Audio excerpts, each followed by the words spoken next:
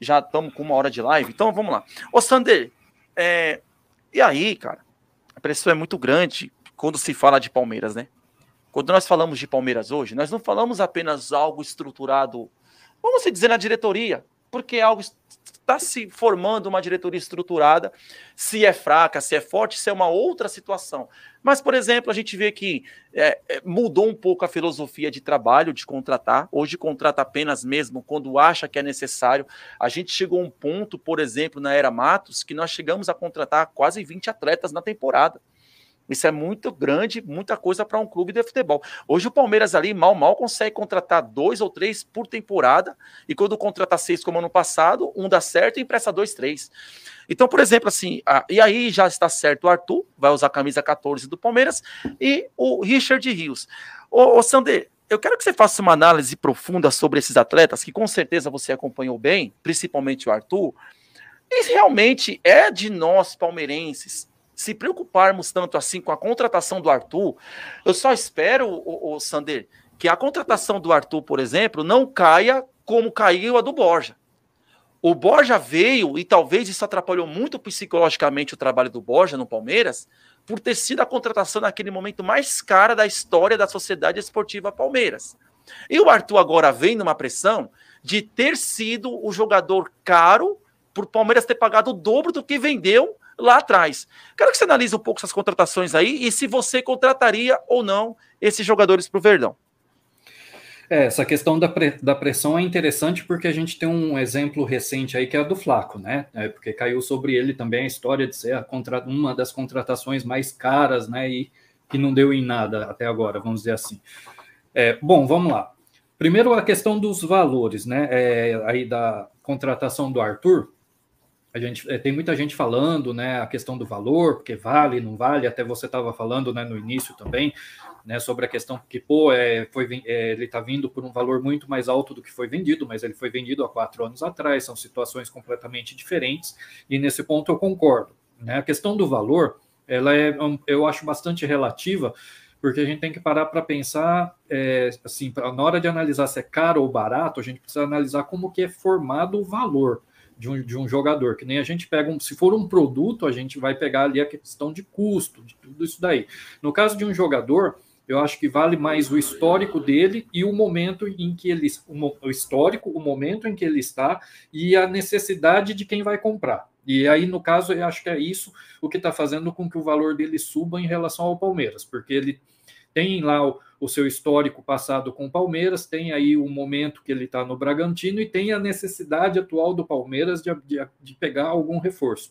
Então eu acredito que somando tudo isso daí é que faz com que o valor dele seja um pouco mais alto. Eu acho que é questão de mercado, não é por ser o Arthur exatamente, mas se fosse outro jogador, acredito que aconteceria mais ou menos a mesma coisa, né? Aquela questão de oferta e procura. Quando a procura é grande, o valor acaba aumentando, né? Agora, em relação aos jogadores, né? Falando também aí do Richard Rios, que foi apresentado hoje, na verdade, eu boto mais fé, até concordo com o que o Corneta falou agora há pouco, né? Eu acho que é mais provável que o Richard Rios dê certo no Palmeiras do que o Arthur. No caso do Arthur, não é nem que eu acho que ele seja um mau jogador, é que eu não sei se de fato a função dele vai dar certo no Palmeiras, tá? Mas sei lá, o Abel, como a gente. Exatamente, Sander, exatamente. O Arthur, se você vê o mapa de calor dele, ele joga na mesma posição do Dudu. Então ele era um jogador totalmente descartável para vir nesse momento, cara. Quem que vai fazer o meio? O Palmeiras vai ter 3 jogadores de lado, do mesmo lado, que seria Dudu, Giovani e Arthur. Não procede isso aí, não dá para entender. Pode seguir.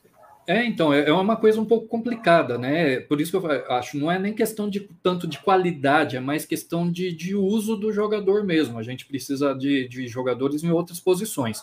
Por isso, inclusive, falando nessa questão da direita, né? Se eu não me falha a memória, vendo alguns jogos do Richard Rios pelo Guarani, ele é um jogador que também atua um pouco pela direita de vez em quando. Então, você vê, é mais um caso, né? Mais um jogador ali indo na mesma direção. Então, eu acho que o Richard Rios ele seria mais bem-vindo, até porque me parece, tá?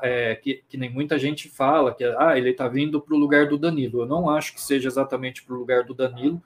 Eu acho que ele faz uma função mais parecida com um 8 do que com um 5, que seria no caso do Danilo, né? Eu acho que ele vem mais para substituir ali o que seria o Atuesta, né, do que para substituir o próprio Danilo. Agora, o problema é o seguinte, se ele vem para substituir o Atuesta, né, que está lesionado e provavelmente não joga essa temporada, fica a questão, ele está vindo então para ser uma reserva, né, porque o Atuesta é reserva, né, e outra, a gente precisa de titulares, então será que ele vai ter condições a pergunta seria, né, será que ele tem condições de brigar por titularidade? A princípio, pelo menos em teoria, eu acredito que ele tem condições sim, né, até pelo fato dele ser um jogador ali brigador, ele tem uma base mais do futsal, ele não começou no futebol profissional, ele tem uma experiência grande do futsal e eu acredito que isso possa ser útil aí para ele. Então, somando esses fatores, eu acho que é mais provável que ele dê certo do que o Arthur, né? Mas se o Arthur já está confirmado também, a hora que chegar, eu espero aí que o Abel faça bom uso dele, né? Porque tem isso também, né?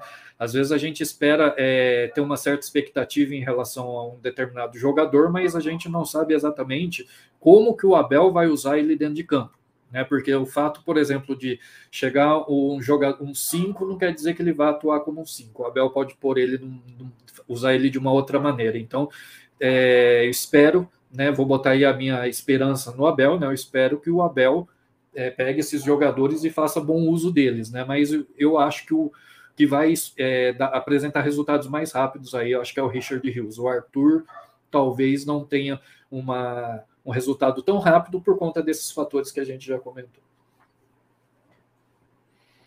Boa análise, bacana. E aí, Corneta, você tava balançando a cabeça, tava fazendo 4 assim e tal, o que você quer acrescentar em cima da resposta do Sander? Concordar, discordar? O que você acha, cara? Eu quero falar uma coisa a respeito do Borja. Vamos voltar lá atrás. O Borja, quando foi contratado, cara, ele era um cara que a gente precisava. O Palmeiras não tinha nenhum centroavante de área ali. Por isso que a expectativa ficou muito grande em cima dele pelo preço que foi pago. E eu e você concordamos que o Borja não foi toda essa desgraça no Palmeiras, não. Entendeu? Ele pode ter o jeito dele meio dispersivo de jogar, mas ele foi artilheiro em 2, 3 campeonatos aqui no Palmeiras, não foi isso? Se eu não me engano, ele foi artilheiro do Paulista, da Libertadores, alguma coisa assim. Se eu não me engano, teve mais um. Agora, quanto ao caso do Arthur, pelo preço, inclusive, foi aonde eu comentei com o Sander, que ele é um jogador que vai jogar pela direita, cara. E quando ele falou do Richard Hughes, foi por isso que eu coloquei 4. Aí você põe Dudu, Giovani, Arthur e Hughes. Ou seja, um jogador mesmo para a posição do Scarpa, o Palmeiras não contratou. É só por isso.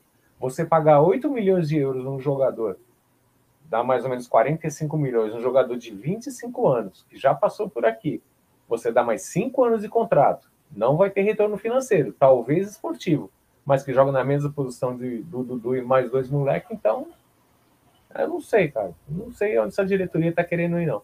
Eu acho que a Leila nessa se precipitou e quis dar uma justificativa para a torcida que